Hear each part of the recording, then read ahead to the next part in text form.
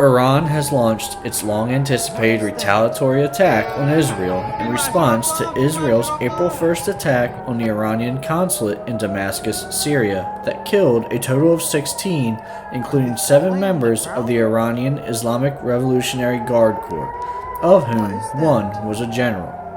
Well over 200 drones and missiles have been launched by Iran towards Israel. It is the most significant direct attack on Israel by Iran. Israel vows to respond to the attack, and the situation risks escalating into a far larger regional conflict. In this video, I want to look at the buildup of tensions between Iran and Israel since the October 7th attack and the beginning of the Israel-Hamas war, what we know about the retaliatory attacks by Iran so far, and where things go from here. Since the October 7th attack by Hamas on Israel, tensions in the Middle East have been at their highest since the Iraqi invasion of Kuwait in August of 1990. While Israel has been heavily engaged in the Gaza Strip against Hamas, they've also been engaged with Iranian proxies such as Hezbollah in Lebanon and Syria, as well as the Houthis in Yemen to a far lesser extent. Israel has launched a series of air attacks inside Lebanon and Syria to target Hezbollah as well as their Iranian backers. The attacks have killed nearly 500 Hezbollah and Hezbollah-linked fighters, as well as resulting in some civilian casualties.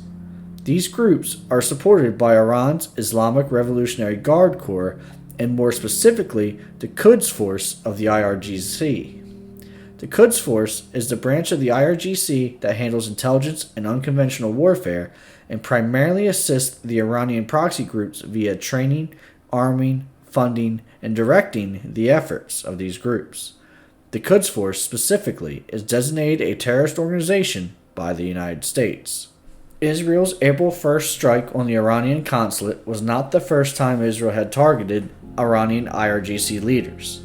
On Christmas Day in 2023, Israel launched an airstrike that killed Brigadier General Razi Mousavi outside of Damascus, Syria. Mousavi was a high-ranking IRGC commander and was the most notable assassination of an Iranian military leader since the U.S. assassinated Qasem Soleimani in 2020 at the time.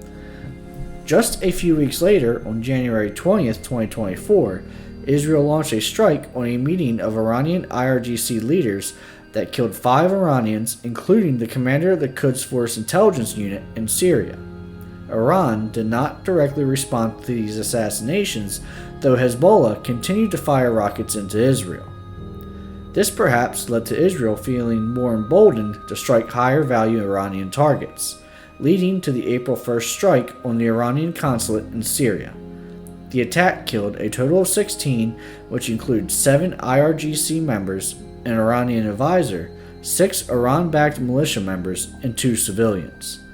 The most notable casualty, and likely the primary target, was General Mohammad Reza Zahedi, who was the commander of the Quds forces in Lebanon and Syria. These attacks certainly have every right to be considered acts of war by Israel on Iran, as well as a violation of Syrian and Iranian sovereignty. Israel has a history of targeted assassinations and acting in their own national security interests, regardless of international laws and norms. For a nation like Israel, they've always maintained a policy of preemption as opposed to reaction, especially since being caught off guard on October 7th. Israel has maintained a high level of readiness and has been aggressive in warding off any nation or group that would seek to exploit the current war in Gaza to target Israel. The April 1st attack, in culmination with the other targeted assassinations, have led Iran to launch an unprecedented direct attack on Israel on April 13th. As of the making of this video, there's a lot of information that we don't know yet, so I will only present the things that have been confirmed by official sources. The beginning of Iran's retaliation didn't begin with the drone and missile attack, though. Around 1600 local time on April 12th, Iranian forces seized the Portuguese-flagged container ship MSC Ares near the Straits of Hormuz near Iran. Iran claimed the ship has Israeli ties and directed the vessel to Iranian waters. The ship has a crew of 25, and there have been few updates on the crew status since the seizure. Now to the main attack. According to Israel, Iran launched at least 200 one-way attack drones and a variety of missiles towards Israel in the very early morning hours of April 14th. Israel reports that they have intercepted a large number of drones and missiles launched towards their territory, with reports that the US and Britain have also participated in intercepting Iranian weapon systems as well. The exact nature of American and British assistance is unclear. The exact types of missiles launched by Iran are unknown, but are believed to be a mix of cruise and ballistic missile systems. Cruise missiles tend to stay within the Earth's atmosphere and are generally at very low altitudes in order to avoid detection and interception. Ballistic missiles, on the other hand, leave the Earth's atmosphere depending on the type and range and reach a peak altitude before then descending to their target. They tend to be easier to detect than cruise missiles as a general rule. The Shahed drones Iran uses carry warheads of approximately 50 kilos and have varying ranges and speeds depending on the type, but generally travel below 200 miles per hour and can travel as far as 1,600 miles. Their altitude can vary, and as the US Navy has shown in the Red Sea, they're fairly easy to intercept for both aircraft and sea and ground-based air defenses. So far, one casualty has been reported at this time. A 10-year-old was reportedly struck by shrapnel and severely injured. No official reports of damage or other casualties have been reported yet. Based on some videos confirmed as being from tonight's attack, they at least indicate that some weapons and missiles have struck the ground in Israel, but what exactly they've hit is unclear. As of 0400 local time, the Israeli government has lifted all warnings and that it's no longer necessary to seek shelter.